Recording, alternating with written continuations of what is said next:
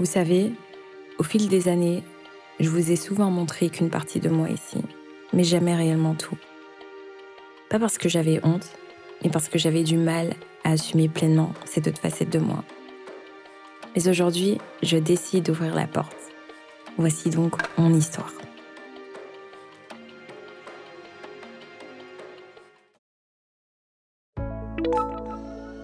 Commençons du départ. Je m'appelle Chloé, un prénom qui signifie fleur naissante ou jeune pousse. Et ça me résume plutôt bien. Je suis née en 1995 à Bruxelles, fille unique, élevée par ma mère. Et depuis toujours, j'aime créer. Très tôt, j'ai trouvé ma voix. Littéralement.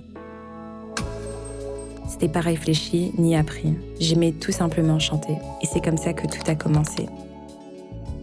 J'ai continué à chanter tout au long de mon adolescence, à l'église, sur les petites scènes de l'école et chez moi.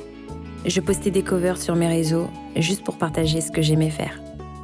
Mais avec le temps, je me suis tout simplement éloignée de la musique. C'est un lien qui s'est estompé tout doucement et sans faire de bruit. Salut tout le monde, hello tout le monde, salut tout le monde, coucou tout le monde et bienvenue sur ma chaîne. En 2012, je découvre une nouvelle passion, la beauté et l'univers du digital. C'était tout ce qu'il me fallait à ce moment-là, parce que je créais quasiment plus, j'étais à sec. Je cherchais juste quelque chose qui allait me réveiller de l'intérieur. L'école, c'était pas ouf du tout. C'était compliqué, je m'y retrouvais pas. Mais ça, c'est une toute autre histoire. J'arrive sur YouTube et je commence à créer du contenu, à le partager, à apprendre sur le tas. Et petit à petit, je deviens créatrice de contenu. Et c'est là que beaucoup d'entre vous m'ont connue. Je crée, je partage, je m'épanouis et ça prend. Salut les gars, hi guys, welcome back to my channel. Au début, je savais pas du tout où tout ça allait mener. C'était juste moi, une caméra et ce besoin profond de m'exprimer créativement. Et je le dirai jamais assez, mais l'influence m'a offert des opportunités que je n'aurais jamais pu imaginer au départ.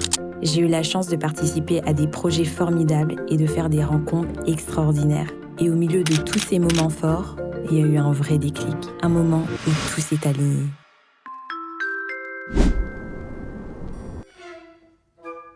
On est en avril 2018 et je suis à Los Angeles car j'ai été invitée à assister au festival Coachella. En effet, l'année de Beyoncé. Il faut savoir que Beyoncé fait partie des premières artistes qui m'ont marquée quand j'étais plus jeune. Donc la voir sur scène, c'était beaucoup trop fort. Ça me semblait presque irréel. La vision derrière le show, l'énergie, la maîtrise, bref, j'ai été touchée. Ça a réveillé quelque chose en moi, une envie que j'avais mise de côté depuis très longtemps et c'est à cet instant précis que j'ai su que je voulais faire de la musique, ma musique.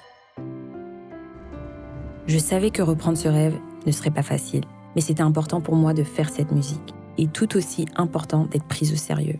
Très vite, j'ai compris, on n'aime pas toujours te voir changer. Souvent, on préfère te garder dans la case où on t'a connu.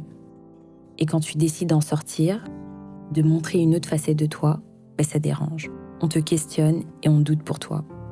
Mais au fond, est-ce qu'on vit pour rester là où on nous a mis ou pour réellement devenir vraiment soi-même, même si ça bouscule?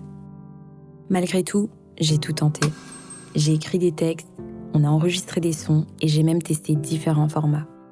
Je savais que construire quelque chose de vrai prendrait du temps et j'étais prête à aller jusqu'au bout, même si j'étais pleine de doutes.